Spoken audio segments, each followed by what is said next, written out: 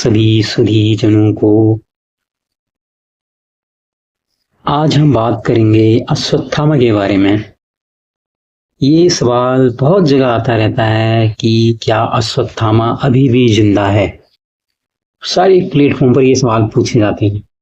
पहले हम थोड़ा सा जान लेते हैं अश्वत्थामा है कौन, किसका पुत्र है, माता का नाम क्या है। शायद आप लोग भी परिचित होंगे। जो पांडवों के गुरु थे आचार्य द्रोणाचार्य, गुरु द्रोणाचार्य, उनके पुत्र थे अश्वत्थामा। पांडवों कौरवों में एक गुरु हुआ करते कृपाचार्य। कृपाचार्य की एक बहन थी कृपी। इनकी भी बड़ी जबरदस्त कहानी है। तो जो कृपी आचार्य कृपाचार्य की बहन की शादी द्रोणाचार्य से हुई। कहते हैं हिमालय में गए और इन्हें बड़ी तपस्या की। इनकी तपस्या से गुरु द्रोणाचार्य कृपी की तपस्या प्रभावित होकर भगवान शिव ने उनको एक तेजस्वी ओजस्वी पुत्र का वरदान दिया। और कहा जाता है जिसमें अश्वत्थामा पैदा हुआ उसके कंठ से अश्व की तरह, घोड़े की तरह हिनहनाहट की आवाज निकली। इसी के कारण उसका नाम अश्वत्थामा पड़ा। और कहते हैं जन्म के समय में ही उसके मस्तक पर एक भगवान शिव द्वारा प्राप्त मणि थी, जिससे वो दैत्य देवता असुर अस्त्र शस्त्र किसी भी चीज से उसको भय खत्म हो गया था। इनके प्रति वो निर्भय था।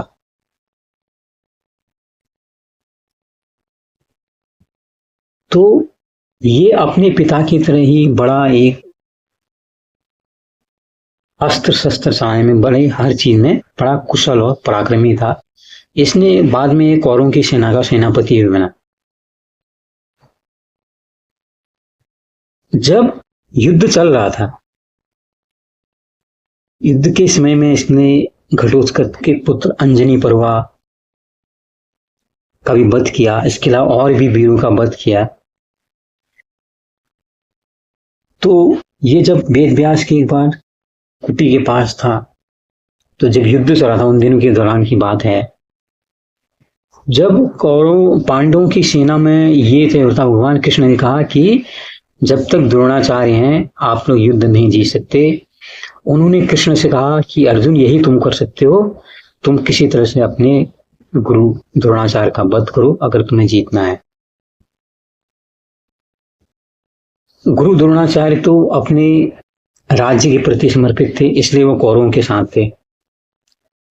तो वो युद्ध में बिल्कुल एकदम पांडवों की सेना में हमने हाहाकार मचाया हुआ था। गुरु द्रोणाचार्य उनके पुत्र अश्वत्थामा ने, भगवान कृष्ण ने जब अर्जुन से कहा कि तुम्हें ही इनका वध करना पड़ेगा, तो अर्जुन ने साफ मना कर दिया, नहीं, किसी भी कीमत पे हम युद्ध हारे या जीते, मैं अपने गुरु की हत्या का भागी नहीं बनूंगा, मैं इनकी हत्या नहीं करूंगा। फिर भगवान ने युधिष्ठिर से कहा तुम कुछ तो तुम्हें साथ देना पड़ेगा और मैं तुमसे गलत कहने के लिए नहीं कहूंगा। फिर उन्होंने भीम से कहा कि अश्वत्थामा नाम का एक हाथी भी था जो युद्ध में एक राजा के साथ था। भगवान कृष्ण ने भीम से कहा कि उसकी हत्या तुम्हें करनी पड़ेगी, और भीम ने जो है उस हाथी को मार दिया, अश्वत्थामा हाथी को। फिर वहां पर खबर फैल गई अश्वत्थामा मारा गया, अश्वत्थामा मारा गया। सारे लोग यही कहने लगे, लेकिन किसने नहीं कहा कि वो हाथी मरा है। तो बड़े विचलित हुए। जो द्रोणाचार्य विचलित है, भगवान कृष्ण को पता था ये जरूर अब उससे पूछने आएंगे युधिष्ठिर से। युधिष्ठिर को उन्होंने कहा था तुम सच बोलना, लेकिन जब तुम कहोगे सच के समय उसमें अपनी आवाज कम कर लेना। तो फिर भी भगवान कृष्ण ने देखा पता नहीं युधिष्ठिर ये करेगा नहीं करेगा। जब वो पुष्टि के लिए पूछा कि क्या युधिष्ठिर मेरा पुत्र मारा गया, तो युधिष्ठिर ने कहा कि अश्वत्थामा हतो वा नरो वा कुंजरवा, अश्वत्थामा मारा गया है, आदमी या हाथी मुझे नहीं पता। जब ये बात के शब्द कहे ना, हाथी या आदमी, उसमें भगवान कृष्ण ने शंख बजा दिया और जो भीष्म है वो इसको सुन नहीं पाए। तो शोक विह्वल हो गए, अपने पुत्र के मौत की खबर सुनकर बड़े भाव विश्वल अपना अस्त्र तस्त्र में उतार दिए। और उसी समय द्रौपदी के भाई धृष्टद्युम्न ने उनका सर धड़ से अलग कर दिया। और उसी समय भीम ने भी दुर्योधन की जंगा का विच्छेदन कर दिया, नष्ट कर दिया उसको। और जब ये खबर बाद में पता लगी कि उनका राजा दुर्योधन भी मारा गया है, और साथ में अश्वत्थामा को ये पता लगा कि राजा दुर्योधन के साथ साथ उसके पिता द्रोण की भी पांडवों ने बड़ी क्रूर हत्या की है, तो उसके अंदर प्रतिशोध की ज्वाला धधक उठी। और जो कौरवों के समय सिर्फ 3 जो बदले हुए थे,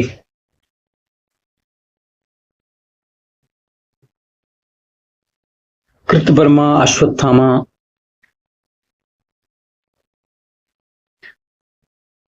और कृपाचार्य, तो इन्होंने कहा कि हमें कुछ न कुछ करना का, प्रतिशोध तो लेना है। पहले कृपाचार्य माने नहीं।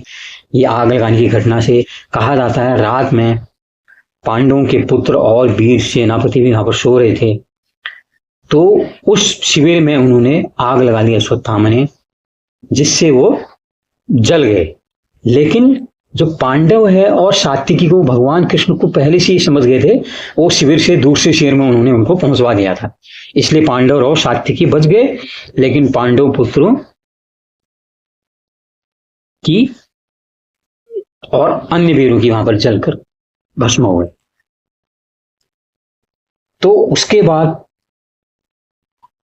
भगवान कृष्ण ने अर्जुन से कहा, अर्जुन अब तो इसने यह हत्याएं की हैं, तो इसने अब तो इसका वो करना पड़ेगा। तो उसने भी जो है, जब वो पढ़ता था तो पुत्र मोह में द्रोणाचार्य ने उसको एक ब्रह्मशिर नामक अस्त्र चलाना सिखाया था, जो ब्रह्मास्त्र के बराबर ही है।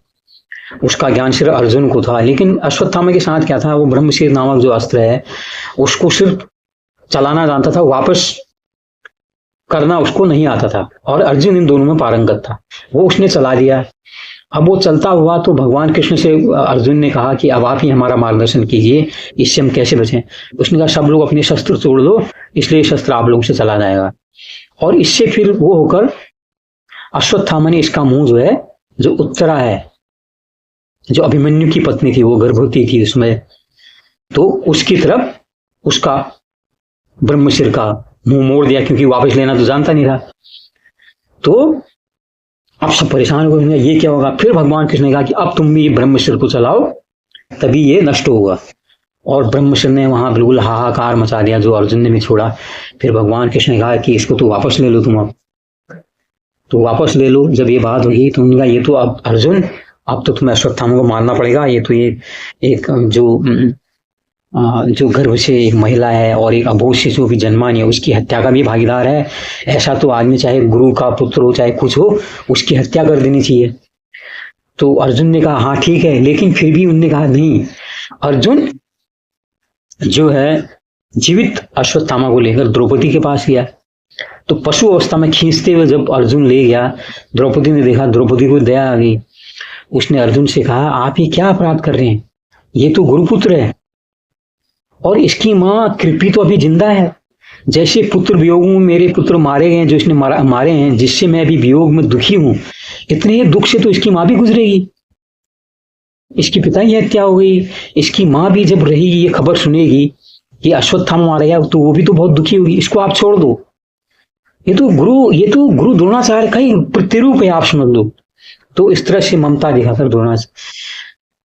द्रौपदी ने क्षमा कर दिया अश्वत्थामा को। लेकिन भगवान कृष्ण ने उसको श्राप दिया और उसकी मणि निकाल ली, जो उसके अंदर जो भय वगैरह था वो सब खत्म हो गया। तो भगवान कृष्ण ने कहा तुम 3000 वर्षों तक जीवित रहोगे और तुम्हारे माथे से ये लहू हमेशा कभी सूखेगा नहीं, ये घाव बन के व्रण बन के बनता रहेगा। तो ये इसकी कहानी है। लेकिन यहाँ पर अश्वत्थामा है कौन, अश्वत्थामा जीवित है या नहीं है। अश्वत्थामा जो भाव है, अश्वत्थामा भाव क्या है, प्रतिशोध का भाव, बदले का भाव, जो बदला लेने का भाव और प्रतिशोध का जब भाव है ना, वो भाव तो आज भी जिंदा है, वो हर इंसान में आज भी है।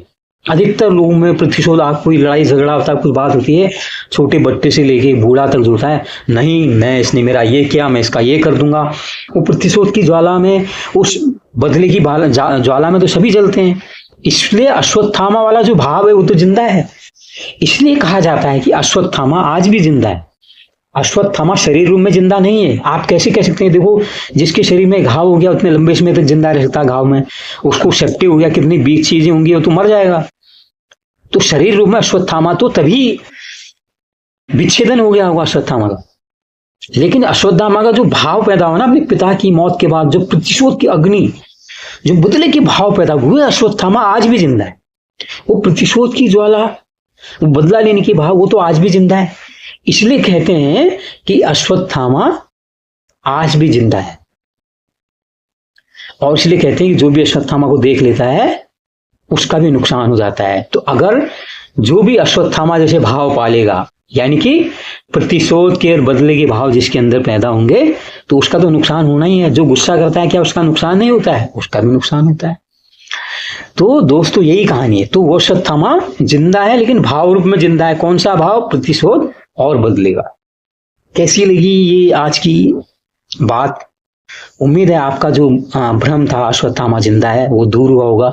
आगे भी कोई और किसी बात पर आप सुनना चाहते हैं, जानना चाहते हैं, मुझे बताइए, ताकि मैं उसमें ढूंढ के निष्कर्ष निकाल के अपने ओर से, अपनी अल्प बुद्धि से उसका विवेचन कर सकूं। ये विवेचना आपको कैसी लगी जरूर बताइए। लाइक कीजिए, शेयर कीजिए, सब्सक्राइब कीजिए। नमस्कार, धन्यवाद सुनने के लिए, जुड़े रहने के लिए।